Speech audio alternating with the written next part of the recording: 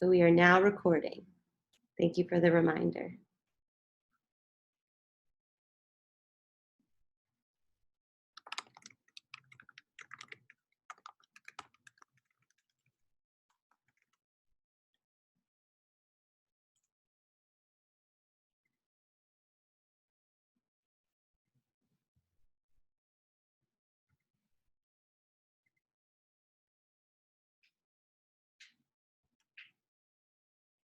Okay, so I'm going to go ahead and get started.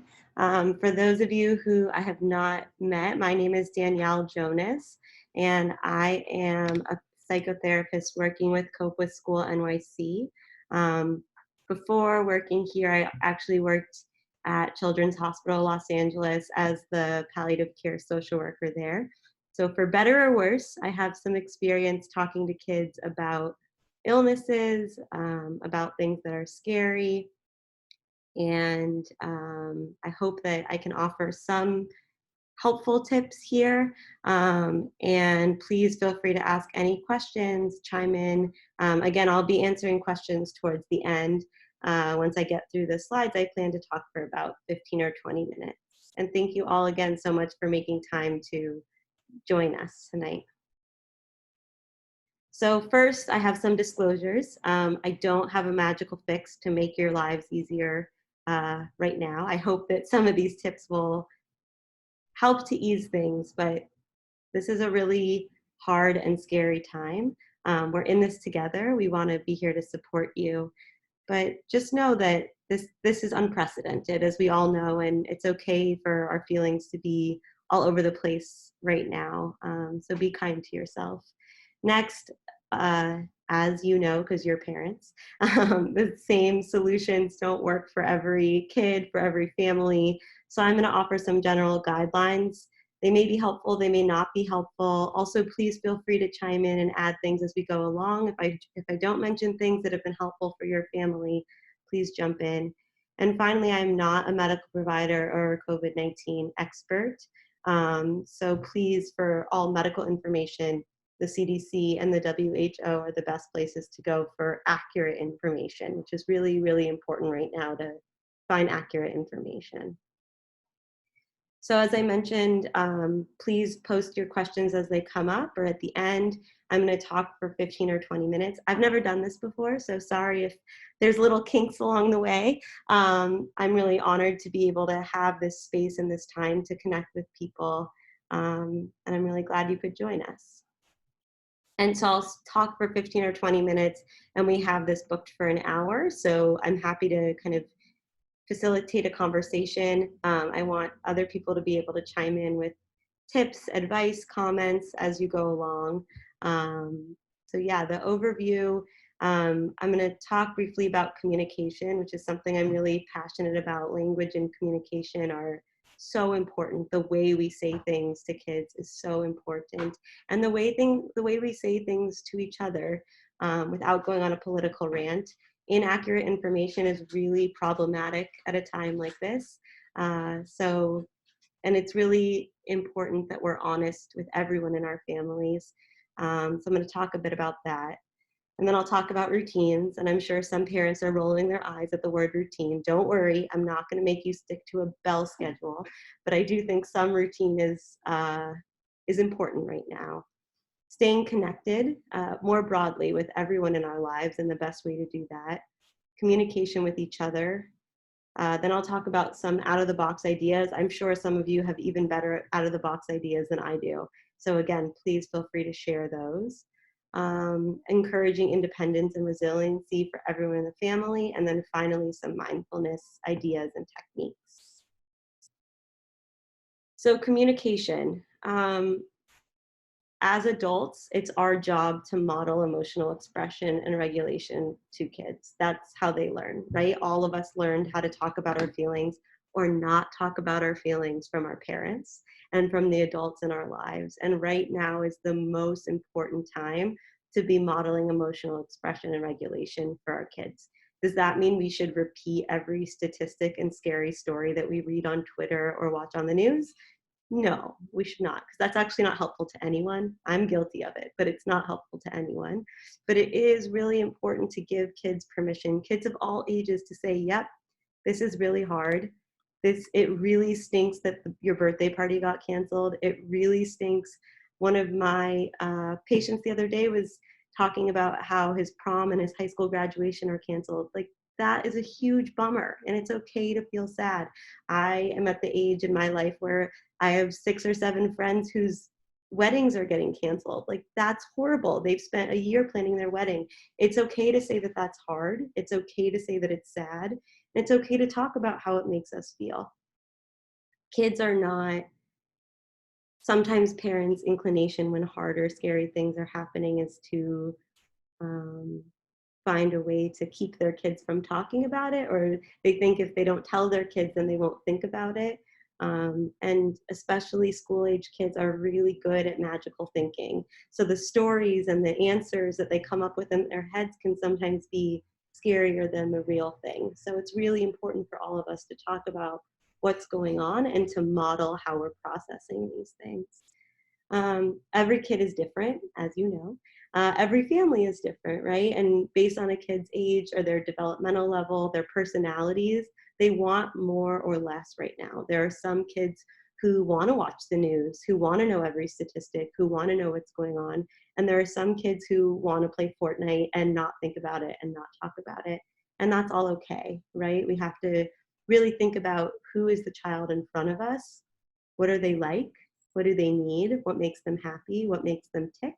And how do we provide that? Next, I'm going to say a few words about language, because as I mentioned, that's like my passion. So this is a sample statement that we could say to somebody who's like between 4, 8, 9, depending on the kid. The coronavirus is a type of germ that is strong in making some people sick. It spreads from person to person when people sneeze or cough near each other. So if you have younger kids, you probably know that they are wanting to talk about the same thing over and over again, or maybe they're asking you the same questions over and over again, and that's exhausting. But using consistent language is crucial, because why do younger kids ask the same questions over and over again? Because just like the rest of us, they're looking for a different answer, right? When am I going to go back to school? When is school going to open again? Is school going to open again before the end of the year? Am I going to go to camp, right? These questions keep coming, and kids are looking for a different answer. So having a consistent message that you repeat to them to provide that consistency, that stability, that clarity. Yes, this is hard. Yes, this is scary. Yes, it's really frustrating that you miss school. I don't know. I promise that as soon as we have more information, I'll let you know, but right now we don't know when school is going to start up again. And then finally, get your kids involved, right? There are all kinds of positive silver linings that are coming up, whether it's cheering at the window at 7 p.m. each night, whether it's picking a charity to donate to, journaling about their experience, even just cleaning the house, right? So for some kids who are more nervous, it might make them feel more comfortable to know that you're making sure that all the surfaces are wiped down, to let them wipe down the surfaces, to help with washing things off, and creative socialization.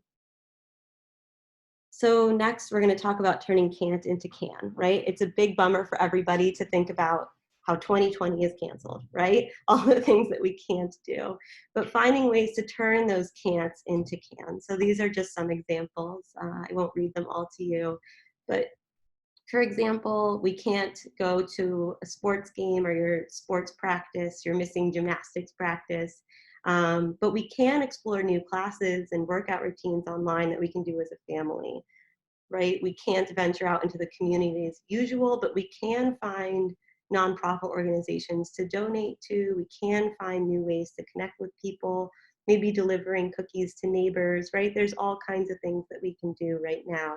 But this goes back to the language piece of how are we not just telling our kids over and over again about all the things they're missing out on and that they can't do, and instead finding ways to communicate to them that there are a lot of things that we can do and a lot of new things that are happening, right? Visiting museums virtually is a really cool thing right now.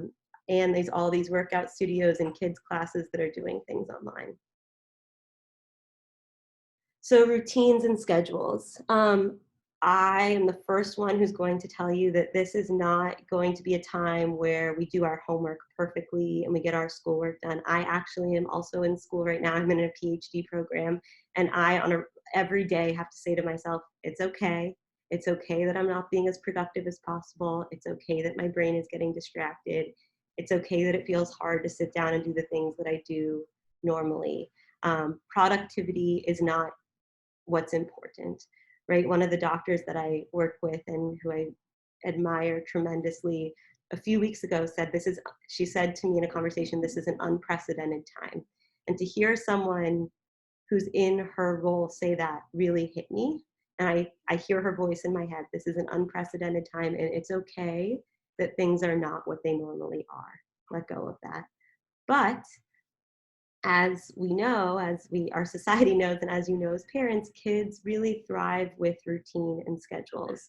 And no one's going to be happy if all day is just, what are we doing? What are we doing? What are we doing? What are we doing? That's really hard. So I think what I've been suggesting is for families to have a meeting. Maybe it's at breakfast, sometime early in the day, that everyone can sit down and explain that dad has work calls at this time and mom has work calls at this time and this time. And so we're going to do homework and have quiet time from 10 to 12. And then we're going to eat lunch together. And then we can kind of be silly and run around after lunch. And then we're going to do homework and work from 2 to 4, right? Or whatever works in your house. But having those times where we understand that there's quiet time, we understand that there's time to do work. Obviously, if you have younger kids at home, this is not going to go perfectly, right? But trying to also, if you have two parents or two adults or more in the home, that's a really good time to say, like, hey, I have this really important thing that I need to get done. Can you watch the kids for this? And I have a Zoom call here. Can we try and have the kids away from the computer, right? So making sure that everyone's on the same page. And then for kids, it is really important to maintain things like bedtimes, meal routines, other things like that throughout the day. Just for stability and structure, right? We don't want everything to be out of whack. We want some things to be consistent and normal. And another really important point that I was speaking about earlier with someone is weekends still need to be weekends, right? It's really important that we still have those days where we do maybe we make pancakes on Saturdays still, right? I know at least for me, some of these days are just all blurring together and I don't know what day it is. But trying to remember that there can be 1 or 2 days during the week where we're relaxing, we're playing, maybe we're eating different things, however we want to differentiate that so that we know kind of what's going on. Staying connected. So as we've all probably felt in the last few weeks, we are all innately social beings, right? Whether you're an introvert or an extrovert, we are all social beings. We all thrive off of connecting with other people. And it is really hard to not see your coworkers or not be able to visit grandma and grandpa or not be able to do some of the things and interact with some of the people that you're used to interacting with. I had one patient tell me the other day that they really missed the security guard at their school. Like, yeah, that's someone you see every day, and that's a new experience. So social distancing does not mean social isolation. I wish I could like tattoo this everywhere. There are ways to connect with people. My grandma's birthday is this week, and I just did a Zoom call with my entire family. She has 16 grandchildren. It was as chaotic as you're envisioning, but things like this are possible now, right? And I think we even have more time, some of us, to connect people who we don't normally connect with. Take advantage of that. Right now is a really great time to FaceTime with grandma and bake cookies together, or do an art project together. Book clubs are a really good way to connect with people, even if it's picture books with younger kids, right? Having one parent read the book while the other parent is following along with the pictures on the other side of the screen. And sending emails, pictures, videos. It's a really great way to stay connected with people. Show people what recipes you're making, right? Invite other people to try a recipe. It's also really important to find time to spend with your partner if you can. Find time to spend with yourself. with each of your individual children, even if it's 10 minutes a day. Still trying to create those special one-on-one interactions is really important if you're able to. So also, if you've been in your house for 3 weeks with your kids, hopefully this will resonate with you. It is really important to connect with other adults and to find grown-up time to talk about what's going on. I don't recommend, again, talking about the news and what you're reading on Twitter with your 8-year-old, unless they really want to. But finding time, if you need to talk to other adults about how you're feeling, about what's going on, about how you're processing your emotions. I know for me personally, I have moments where I feel very anxious and very worried, and I read a headline or I think about a specific population, or even just hearing sirens go by my window. And I have those moments and I try and sit with them, and then they pass. And I try to find different ways to connect with people about what's going on. And then limiting news watching and social media. It's really tempting to have the news on all day long. Um, I don't think that it's helpful. I don't think that any of us benefit from hearing what's going on in, especially in the last few years. News outlets have gotten really good at creating a storyline, right? And continuing to talk about the most dramatic parts of the storyline. And I think for most people, it's overwhelming. So I really encourage you, if you want to watch the news for an hour a day or 2 hours a day, or you want to scroll through Twitter or look at Facebook or look at news, read the newspaper, whatever way you're digesting that information, that's okay, but don't do it all day long. It's not helpful. So now we're going to talk about some out of the box ideas. I mentioned online workout classes. There's so many offerings happening right now. It's been so cool to see. I've seen artists leading art projects with kids through YouTube. I've seen authors reading stories on YouTube. I've seen lots of musicians and artists doing concerts online, kids classes doing engaging kids classes online, and then finding ways to do things as a family, even if it's just for an hour a day or half an hour a day, kind of touching base and doing a fun activity together can be really grounding.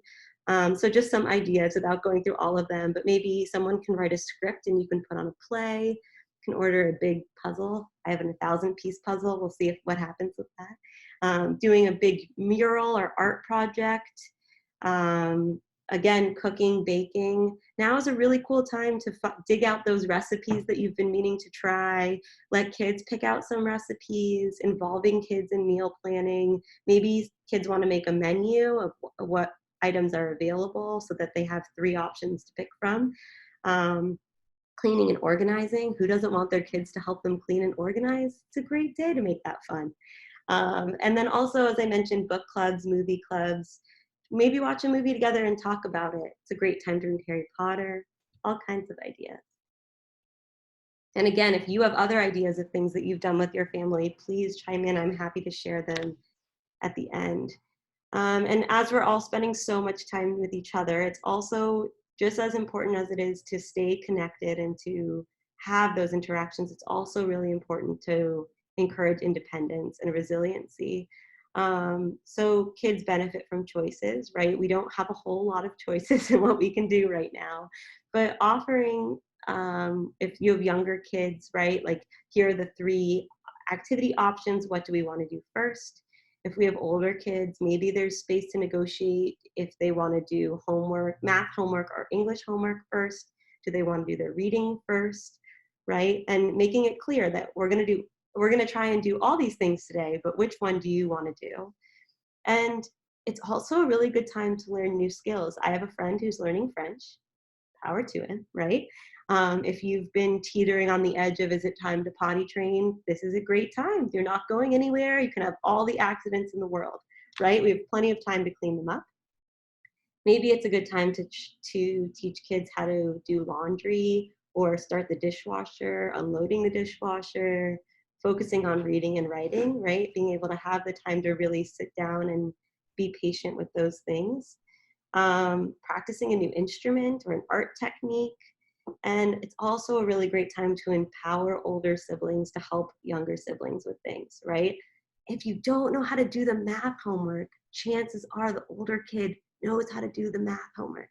It's okay to work together as a family. It's okay to engage everybody in activities, but, and everybody needs some alone time during the day, right?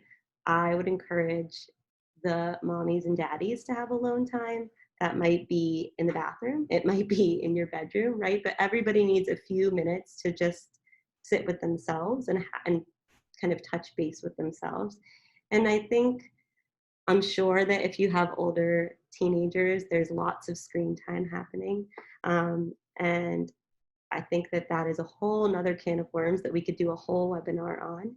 But I think it's okay for kids to be spending a little bit more time doing whatever it is that they want to do with themselves, right? Whether it's FaceTiming with friends, whether it's playing a game on their phone or playing video games, just having that time to kind of sit and decompress and do what they need to do for themselves. Mindfulness. I know this is like a very trendy word right now, but it actually is really important. Here's some ideas for different kinds of mindfulness. So for toddlers, taking deep breaths, and younger kids, right? Just, hey, let's take 10 deep breaths together. Just sitting, finding that moment of calm, blowing bubbles, filling up our lung balloons, right? Or if you have an actual balloon, blowing it up. Coloring books, story time, just having those grounding moments to be present. Coloring books are great for everybody. I have a coloring book. I really like it. If you have a printer at home, you can print off mandala pages from Google, or you can order coloring books from Amazon. I don't know when it will be delivered, but you can. There's all kinds of meditation apps, right? There's meditation apps that have meditations that are geared towards kids. So they're more of a story time, and the story goes through and identifies different parts of the body. Those can be really helpful. And I've really been trying to encourage all of my patients to journal, because whether it's a year from now or 10 years from now or 20 years from now, we're going to look back at this and this is going to have been a really unique time in history. And I think it will be really interesting to remember what we did while we were stuck at home with our whole family for however many weeks we're going to be home, to remember what it was like, to remember the things we could do and we couldn't do, and how we were feeling, what we observed, what we noticed. I think it's a really important thing for all of us to be doing, whether it's once a day, whether it's once a week, just checking in, writing some things down. It doesn't have to be a whole story, but even just a few bullet points. I think this is a really important one. There are so many negative headlines right now, but there are also so many positive things happening if you look between the lines, right? So focusing on those storylines, this video of the penguins wandering around the shed aquarium is the cutest thing I've seen all week. If you haven't watched the video, the penguins are just wandering around the aquarium because there's no visitors, and it's awesome. There's good things happening, and so I think for our own sanity, but also showing kids that there are positive things happening in the world, and that it's really beautiful if you stop and look at what's going on. And finally, finding those moments of gratitude, right? I've been trying to have dinner each night with my boyfriend, and the three of us kind of sharing the things we're grateful for, right? Whether it's small things or big things, there are little things that we can notice that are happening. And this is also a really grounding exercise to be able to stop and think about what are the things that we're lucky for, whether it's a job, whether it's food on the table, whether it's time with family, right? What are we grateful for? And then maybe that's a thing to write down to share with friends and family later on, right? So that's all I have for right now. I really appreciate your attention. It looks like we have some questions and comments, so I'm going to pop into those.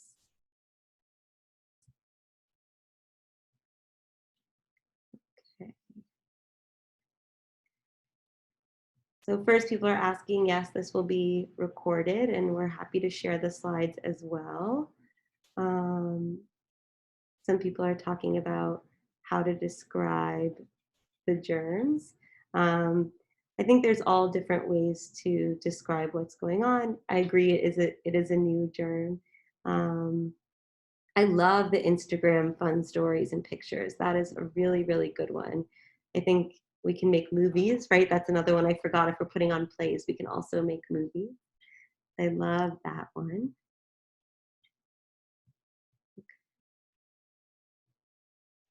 So someone is asking about 3-year-olds. I will admit that I think 3 and 4-year-olds might be one of the hardest groups right now because they are for sure noticing that everything is different, but don't have the language and the understanding to know why. I was talking to someone earlier about a 3-year-old. It's really tricky. I think explaining to them that we're trying to keep everybody's body healthy, we're trying to keep our bodies healthy, we're trying to keep everyone we love's bodies healthy, and focusing again on the things we can do. So when they're really focused on, I want to go outside, or I want to go to my friend's house, or I want to go to school, um, focusing on, we can't go to school right now, but we can do X, Y, and Z. As far as explaining the germs to them, I think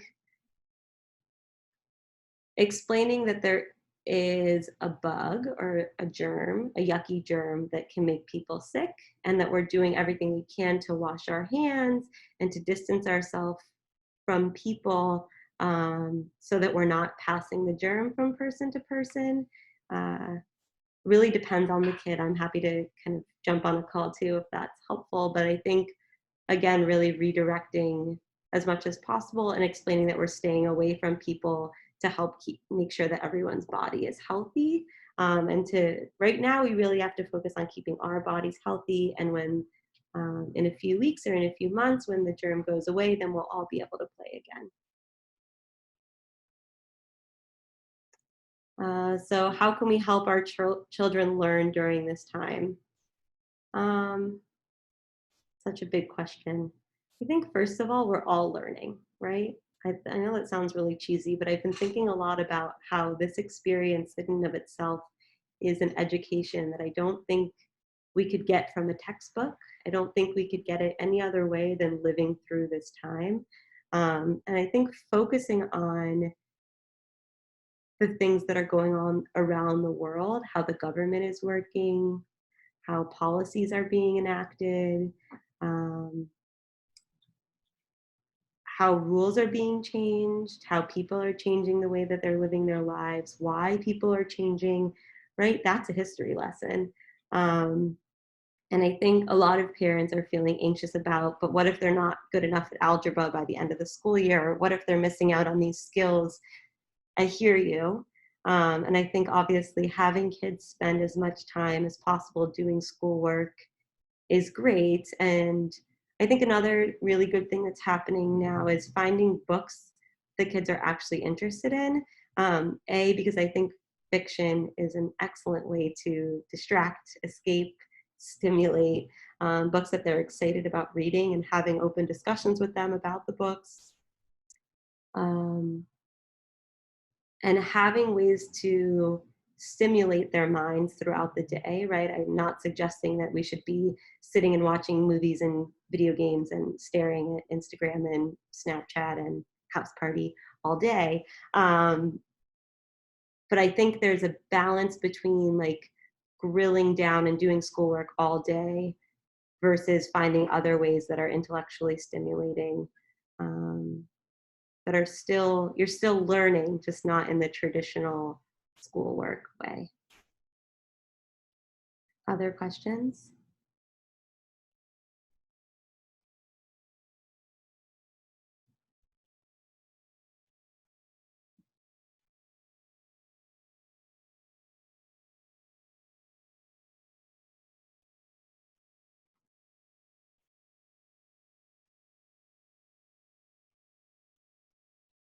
Oh, here's one. Sorry, I missed it. Um, how do I help parents whose children are refusing to do schoolwork? I think, again, finding a balance between it is not going to be a pleasant experience for anybody if the conversation all day, every day is, you need to do your homework, you need to do this, you need to do that, you need to do this, and the kid barking back, right? Like, we're stuck inside. That's not fun for anyone. I think as much, depending on the kid's age and personality, I think as much as you can find opportunities for choice and opportunities for a discussion on collaborating, right? Maybe it's a good opportunity for parents to sit and help the kid go through their homework, go through their schoolwork, um, and give them choices. We can do this fun thing that you want to do. We can also do homework. Which one would you like to do first? We have to get both of them done. But I think the more we can step away from the butting heads and the arguing and the, you need to do it right now, I'm not going to do it, the better for everyone. Some books to read. So my personal favorite book is The Invisible String. It's by Patrice Karst. I actually have a copy of it. That book is used, it actually was written for separation anxiety, for I think a 3-year-old who was starting preschool, but it is so universal, right? So it talks about how people who love each other, all people who love each other, their hearts are connected by an invisible string. And no matter where they are, where they go, their hearts are still connected. And so when you think about each other, you feel a tug on your heart. And I think it's perfect for right now, right? Because we're not able to physically be with a lot of the people we're used to physically being with, but we're still connected. We're still able to be connected in other ways. So I think that book could be really useful right now. And I'll also, this is a really good question, and I'm not thinking about all the options. So I will work with Ari and we'll put together a list of books that would be helpful right now. The name of the book is The Invisible String. It's by Patrice Karst.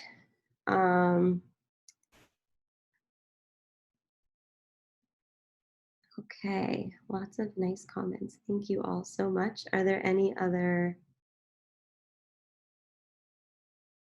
So if people want to ask questions anonymously and they don't want their name in the chat, you can actually post them in the Q&A.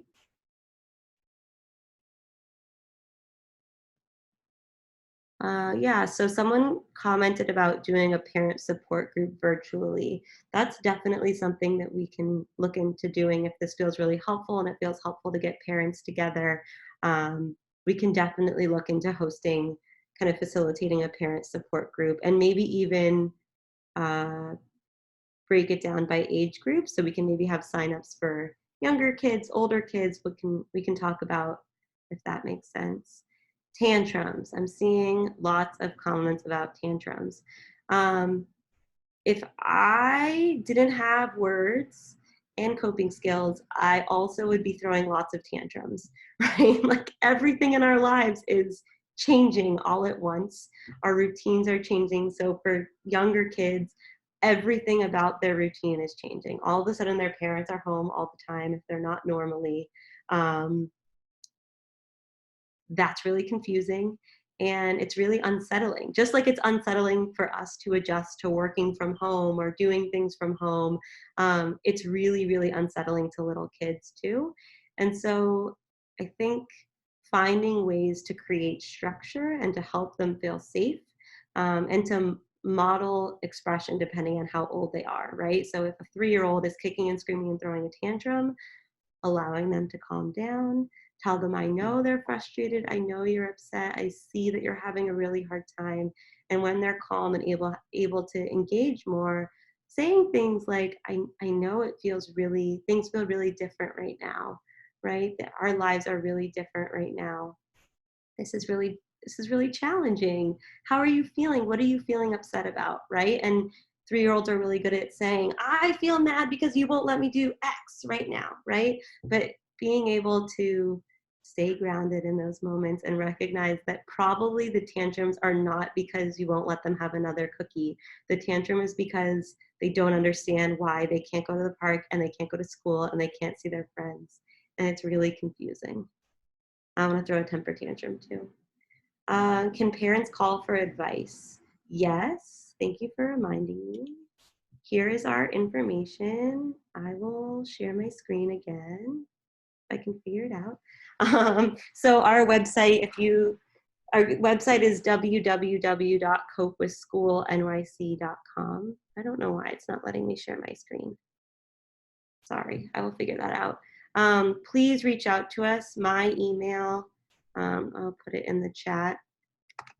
You can reach out. We are doing virtual sessions. So all of our normal therapy sessions are now virtual sessions, and we are available to consult with parents. We're here to support you in any way that we can. So if that is helpful, please feel free to reach out. We are happy to support you.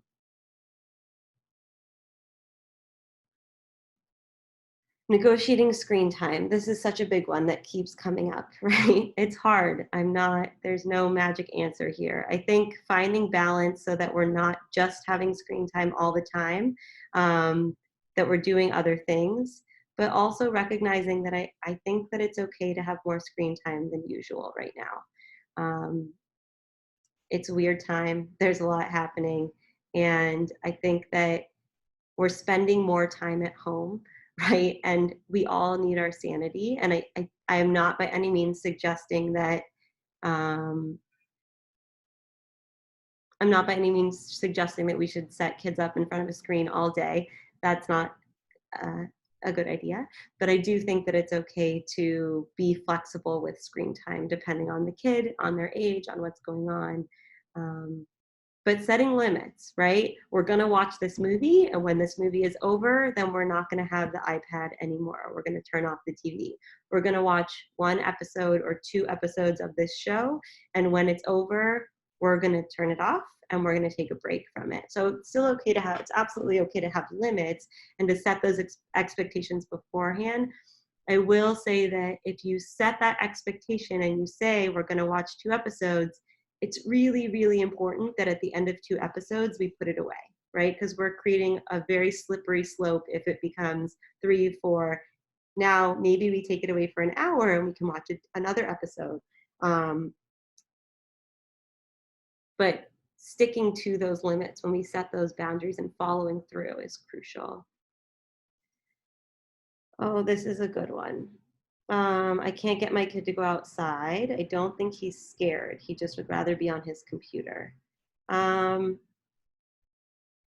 This is a tricky one because I think going outside is tricky right now, depending on where you live in the city anyways, but definitely going outside and getting fresh air is really important.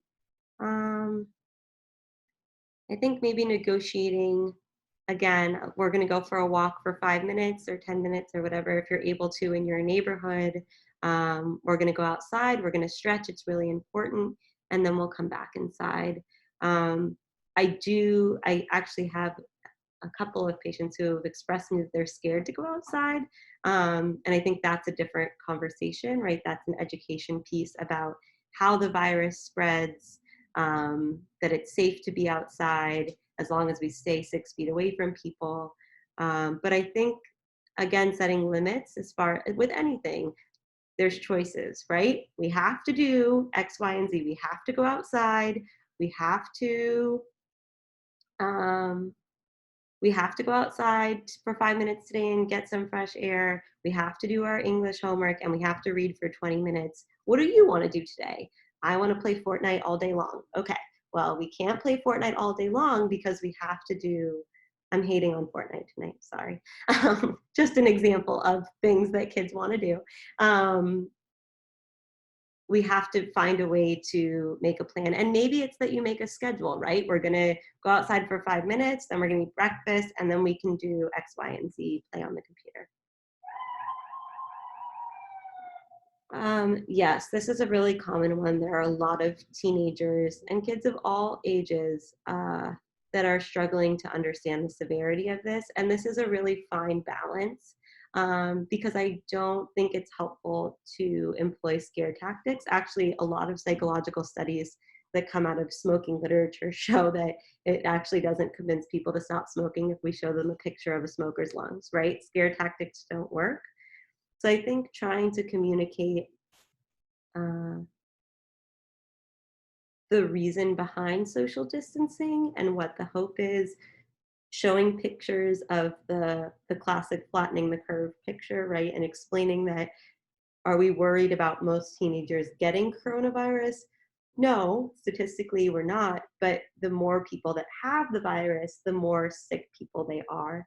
I have some great graphs and figures too, if that would be helpful for teens. You can feel free to email me and I can send those along. Would I recommend a big family meeting to address new routines? Yes.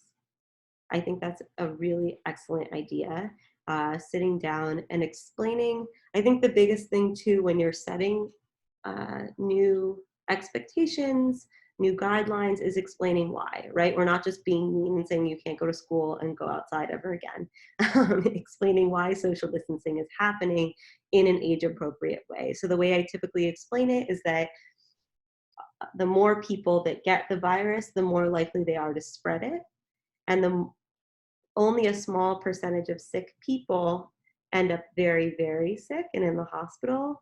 But if we make the pool of overall sick people smaller, then the number of people who get very, very sick will be smaller as well. And giving examples about if there's people in your lives who have medical problems that make them vulnerable, right? If anyone in your family has had cancer in the last few years, or if they know someone that has a compromised immune system, explaining that people like that are more vulnerable. And so we're all trying to control the spread of the virus to protect people who are more vulnerable to it. But I think having a family meeting to kind of sit down and create space to talk about the guidelines together. And I love this idea too of asking kids if they have any suggestions for how to make things in the house better. Because I think that's very real, right? I imagine there are some older kids especially, but maybe younger kids who will say, I want an hour in my room to myself. We're all home all the time. I feel like I'm with everyone all the time. I need an hour to myself. So fine, you add that into the rules and guidelines too. I love that idea. Virtual play dates, yes. A lot of people have had a lot of success. It's really cute. Just like 3 and 4-year-olds are some of the trickiest right now. I think they're also the most excited to try new things. So scheduling a play date, I love the idea of finding a recipe that you can bake together, like making sure that everyone has what they need to make chocolate chip cookies, and then FaceTiming and making chocolate chip cookies together, or doing an art project together, or even just talking, right? It's really exciting if you've never FaceTime with your 3-year-old friend to see them on the other side of the screen. It might not last too long, but it's exciting nonetheless. So really reaching out to other parents to find ways to keep the connection with friends. Reading to loved ones can be a really fun thing. Again, if you have the same book on either side of the screen, reading the story and looking at the same pictures, reading along. For kids who are a little older, maybe one kid can read first page and then the other kid can read the second page, right? So it's like they're reading a book together. And just a plug about grandparents, for those of us who have grandparents and older people who are we're staying away from, that we normally see often, that's really hard. So finding ways to connect with them, checking in with them, and whether maybe it's writing an email to grandma and grandpa, sending them movies, sending them pictures, right? Staying connected with them. Maybe grandma and grandpa can read a book, just finding ways to connect along the way.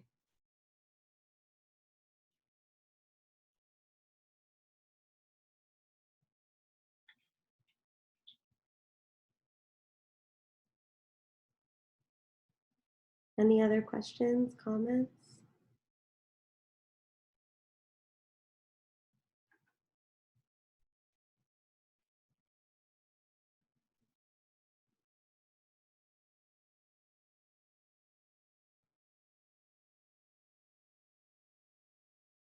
Okay, I'm wondering about teens who don't want to do anything. Um, this is a really good one. I I know we've talked about it a little bit. Just like 3-year-olds are throwing temper tantrums, I think that a teenage response if you're not good at expressing your feelings, if you haven't developed tons of coping skills, right? What do? We just retreat and we don't want to do a whole lot. And I think all of these are natural responses to dealing with uncertainty, dealing with change, dealing with frustration and anger and loss, which are all things that we're dealing with every day. So I think depending on the kid, finding a way to model how you're feeling and to open the door for conversations about what feels frustrating, what feels hard, starting there. And then again, finding ways to have mutual expectations. This is what I am hoping you do today. What are you hoping to do today? How do we find ways to make sure that all of those things are getting done? And I think consequences are tricky right now because we're stuck inside. And again, I think minimizing arguing and butting heads for everyone's sanity is really, really important. But that being said, the expectation in your house is that you get your homework done and somebody chooses not to get their homework done. I'm not talking about like hours and hours of homework and doing everything perfectly, but if there's a reasonable negotiation and the expectation is not being met, then I think the normal consequence of that choice is still employed. So maybe the answer is if you're not able to do this thing that I think is really important, like go outside for a walk or take a shower, brush your teeth, help with the dishes, right? If you're not able to do those things, then the consequence is I'm taking your phone for an hour. The consequence is I'm turning off the Wi-Fi for an hour, right? We're limited in the restrictions because I think probably the consequence for teenagers is you're not going to go to your friend's house or your friend's birthday party. So it feels hard, but I think there are still ways to find consequences for actions. And I think consequences for actions are really important.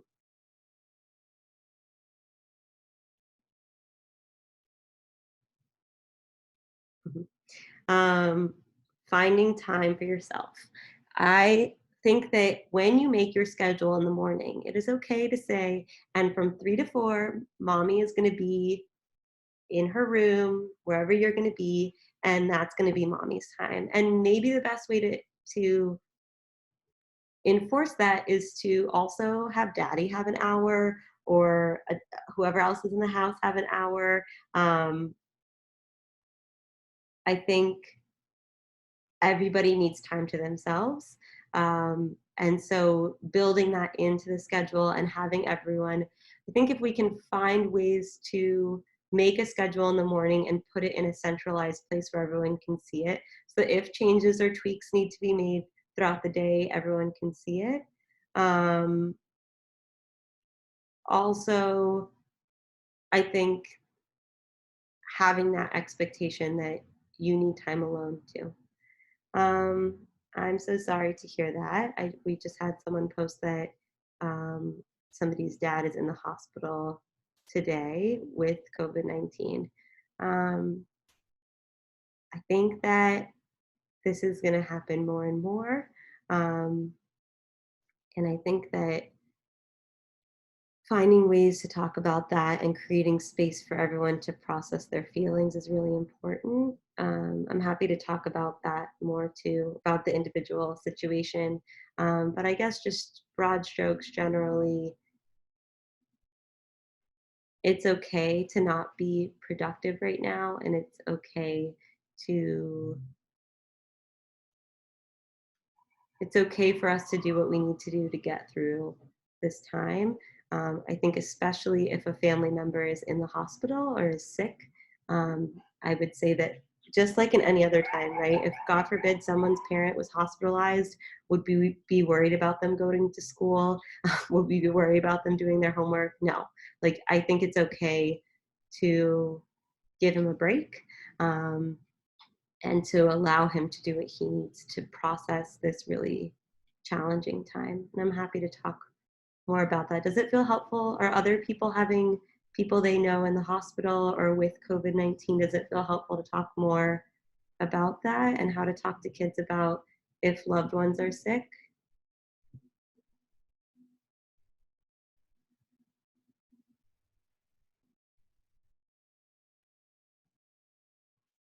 I'm happy to talk to, please feel free to reach out if people need language on how to talk about someone being hospitalized or in the hospital. I'm happy to be available with that, to talk about that language as well.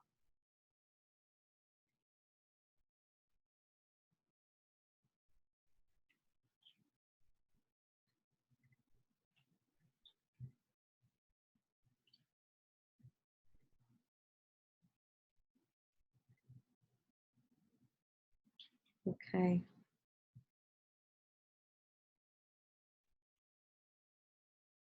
Oh, okay. So let's talk a little bit about a family member having COVID. Um, it's really tricky. I just want to flat out say that this is a really tricky illness to talk about because there's so much uncertainty, right? We're hearing, I'm going to ask if anybody has kids in the room to have them, unless they're older, to have them step out. Because I'm happy to dive into it a little bit, but I also don't want to create any unnecessary fear. So I would say have your kids step out if they're in the room. And if you're not able to kind of step away from them, maybe leave the call. I'm going to give everyone a minute.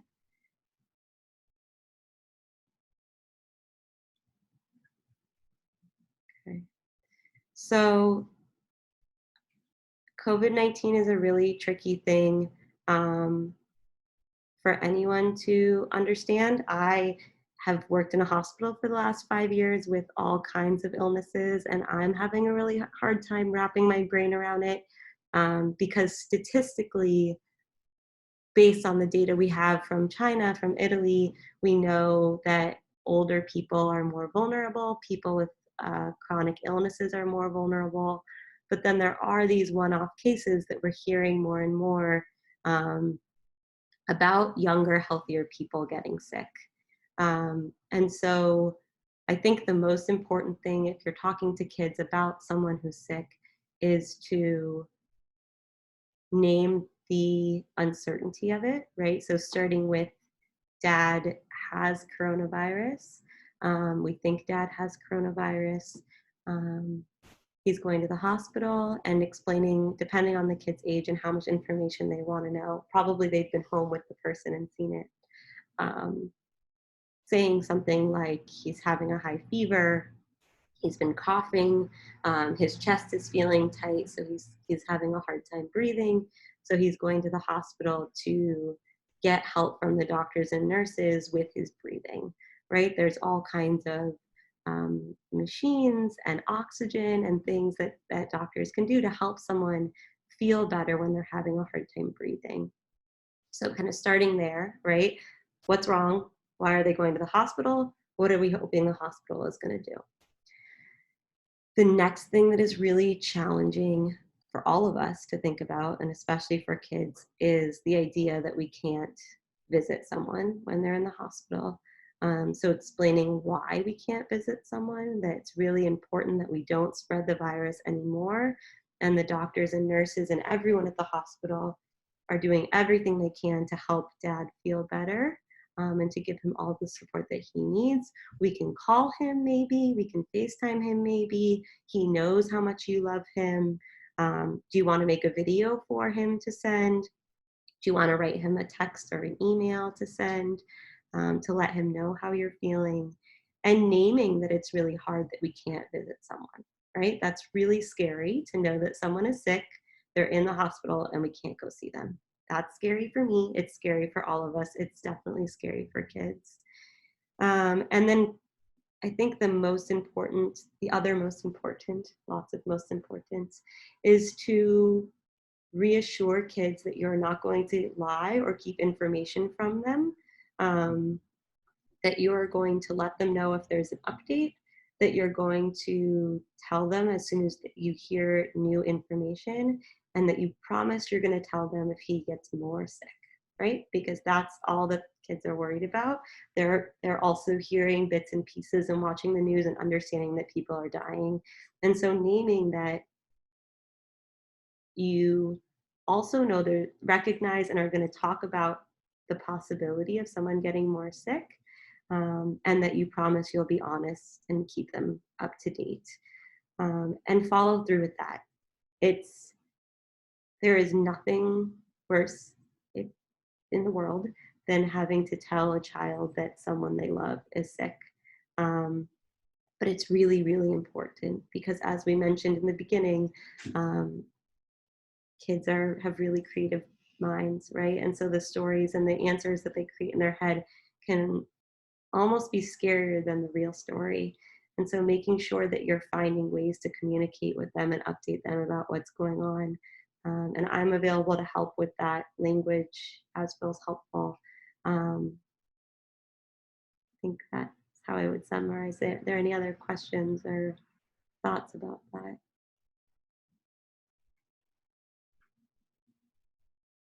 I'm really sorry for anyone who's in that situation. I can't imagine how scary and hard it is.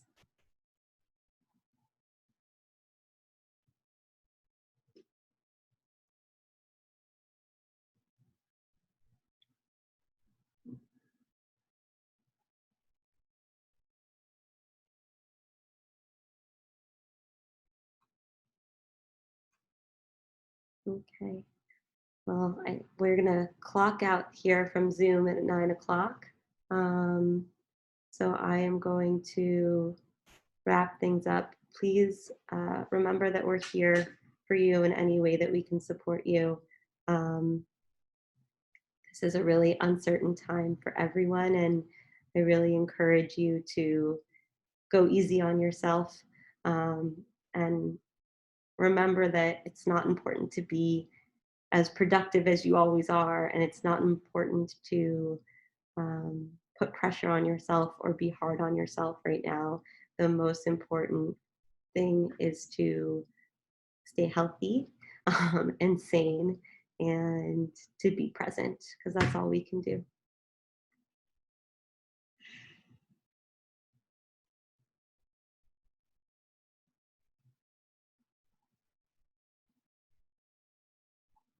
Thank you.